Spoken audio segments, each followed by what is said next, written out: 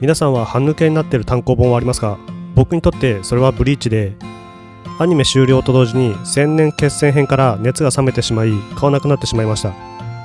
しかしまたブリーチ熱が再燃し、ブックオフで中古の本を買い漁っています。抜けている感が72、70、69もありませんね。そんな感じです。はい、どうもかがやんです。今回紹介する商品はこちら、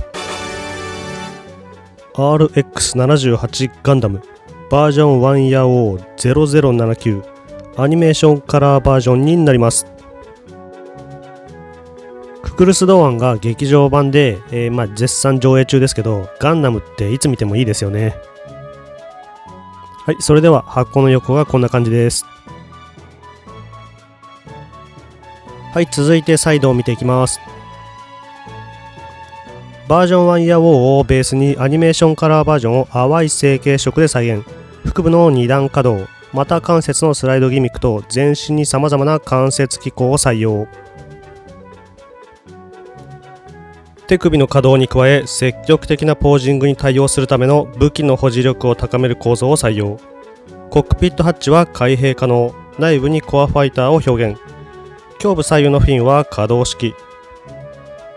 脚部フレームは一体成形の特殊パーツを使用し、ギミックと精密感を追求。つま先は上下に大きく可動し、高い接地性を実現。股関節にスライドギミックを採用し、膝立ち等のポージングをより自然に再現することが可能。そしてこちらが箱の裏なんですが、箱の裏がテレビ版のエピソードからガンダムの戦いを追うということで、ガンダムのテレビ版の放送回数と、でそのエピソードにまつわるモビルスーツの紹介なんかが書いてあるんですよ。これがあるもんで箱が捨てられないんですよね。そしてこのバージョン 1.5 のガンダムなんですが、第1弾2000年6月発売の3150円で、当時の最新技術でバージョンアップ。脚部は組み立て済みの内部フレームを使用し、180度近い可動範囲を実現。武装もビームジャベリン、ガンダムハンマーなどが追加されたとなっています。そして他を見ていくと、ここでゴッドガンダムが出て、でここですね、2002年にバージョンカトキがここで発売しています。でここで2005年3月発売の3360円でバージョン1ヤオーが発売しています。空気遠近法を思わせる淡い成型色のガンダムコアブロックシステムを配して、胴体はボールジョイントで接続し、上半身のスイング機能を実現。また関節の前後スライドが可能などアクション性が重視されているということで、僕が持っているのはアニメーションカラーバージョンなので、2種類バージョン1ヤオーがあります。はい、そしてここからが説明書になります。説明書はホワイトベース体とガンダムの軌跡ということで、シャア専用ザク vs グフドムシャア専用ズゴック vs シャア専用ゲルグと、シャア専用のモビルスーツばかりで、なんか買うプラモデル間違えたんじゃないかっていうぐらいガンダムが乗ってないんですよ。ここからがパーツリスト、ランナーになります。基本はスチロール樹脂の PS で ABS 樹脂のランナーが2枚になります。内部フレームのところですね。あと余剰パーツ、バツのマークが結構ついてるんで、結構余るパーツが多いと思います。そして説明書のカラーページには、シャア専用ザクの戦いのエピソードとゲルググとのエピソード、そしてカラーガイド、そして機体の説明なんかが載っています。はい、そしてこちらが完成品になります。そして各種武装の紹介です。プラチェーン素材を使用したガンダムハンマーになります。そしてこちらがビームライフル。しっかりちゃんと合わせ目なんかもあります。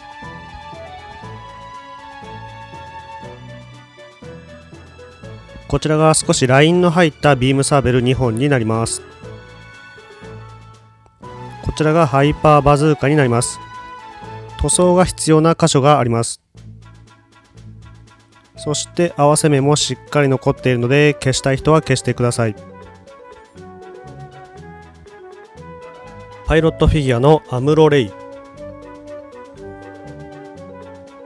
ステッカー、マーキングシール、ガンダムデカールになります。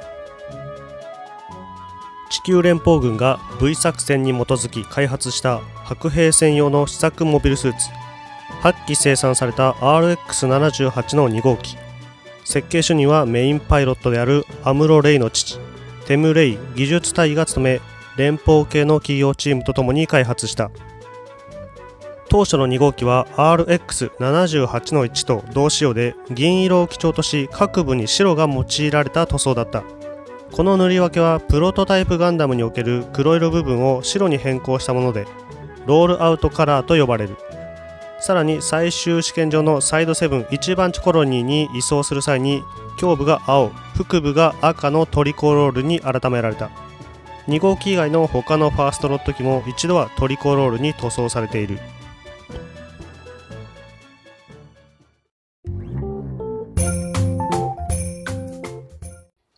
そして次は稼働を見ていくんですが、僕は 2.0 も 3.0 もまだ作ってないので、1.5 の稼働がいいのかどうかちょっとよくわからないので、少しだけ紹介していきたいと思います。腕はこのように水平にここまで上げることが可能です。そしてラストシューティングができるように、肩の部分はこのようにまっすぐ上に上げることが可能です。そして両腕も上げることが可能です。そしてコックピットはコアファイターそのものが一体化しているので分離することはできません。腰はこのように動きます。膝はここまで曲げることが可能です。そしてつま先は分割可動による高い設置性と機動性確保のバーニアの設置を両立した足首となっております。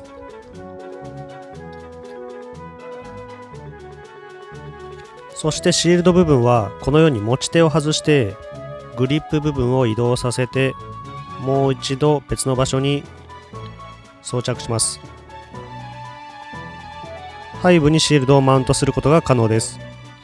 そしてビームライフルもこのように装着することが可能です。そしてハイパーバズーカもこのように装備することが可能です。他にもシールド裏面にビームライフル、ハイパーバズーカをマウントすることが可能です。開発には十数以上の有力軍需企業が加わり、連邦軍の威信をかけてコストを度外視して開発された。ミノフスキー関連技術のフィールドモーター駆動、ザクマシンガンを全く寄せ付けないルナチタニウム合金製の装甲、モビルスーツとしては初のビーム兵器の実用化、コアブロックシステムや大気圏突入用の耐熱フィルムなど、この当時の連邦軍の最新かつ革新的な技術が惜しみなく投入されており、あらゆる環境や戦闘に耐えうる汎用性を持ち合わせている。 RX78 各機はグリプス戦役機に標準となった数多くの技術を先行して採用しており、試作機でありながら完成度は非常に高かった。8機すべてが初期状態からバージョンアップされ、2号機も RX781 仕様から3号機のロールアウト時と同じ RX782 仕様に一新された。さらにソロモン戦以降にマグネットコーティングが施され、改修後の3号機とほぼ同じ RX783 仕様になった。連邦軍は主に地上で運用された先行試作型やホワイトベース体で運用された本機の実戦データを元にして、よりシンプルな主力量産機ジム前期生産型を開発し実戦に投入。ボールなどと連携した圧倒的な物量作戦によって一年戦争に勝利。その名は時代の最先端を行く高性能モビルスーツに受け継がれることになり、連邦軍内にたった1機のモビルスーツが戦局を覆したというガンダム神話が生み出されることとなった。ガンダム神話、劇中での活躍。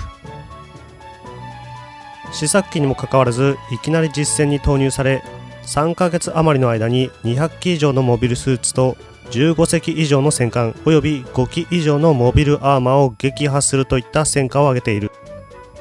ニュータイプに覚醒するアムロの力もあり、ランバラルや黒い三連星などのジオン屈指の猛者を倒し、シャア・アズナブルとも渡り合ったという武勇伝から、ジオン公国軍兵士からは連邦の白いやつと呼ばれ恐れられるほどの戦果を挙げる。一年戦争の最終決戦であるアバーワ空の戦いにおいては、固定武装のほか両手にハイパーバズーカ2丁、腰部にビームライフル、背部にシールドという重装備で出撃。シャアの登場するジオングと交戦の結果、相打ちとなり大破放棄される。この際、左腕と頭部を失いながらも仁王立ちとなり、情報を飛ぶジオングの頭部をビームライフルで撃破したシーンはラストシューティングと呼ばれ、ポスターなどに数多く描かれた。この後、ジオングの放った最後の一発により右腕と右足を破損、行動不能になったが、コアファイターとその分離機構は生きており、アムロがアバーワ空からの脱出に使用した。この役目を果たして朽ちていく描写は後の作品でもたびたび用いられていくことになる。そして HG ガンダムのリバイブ版と比較していきたいと思います。見ていきたいのはアニメーションカラーなので、赤の色味、そして胸部の部分の黄色と青の部分なんかを見比べて見てもらえるといいと思います。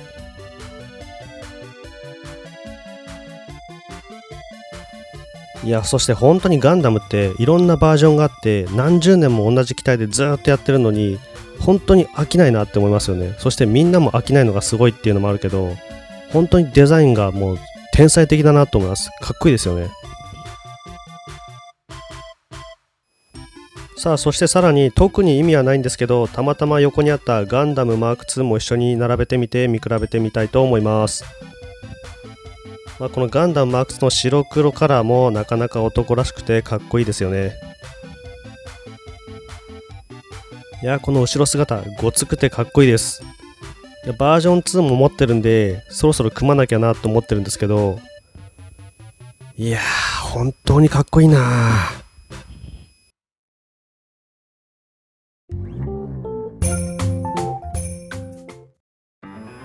はい、以上でマスターグレード RX78 の2ガンダムバージョン1ヤオアニメーションカラーバージョンの紹介を終わりにしたいと思います。僕の動画が良ければ評価、コメント、チャンネル登録などをお願いします。それではさようなら。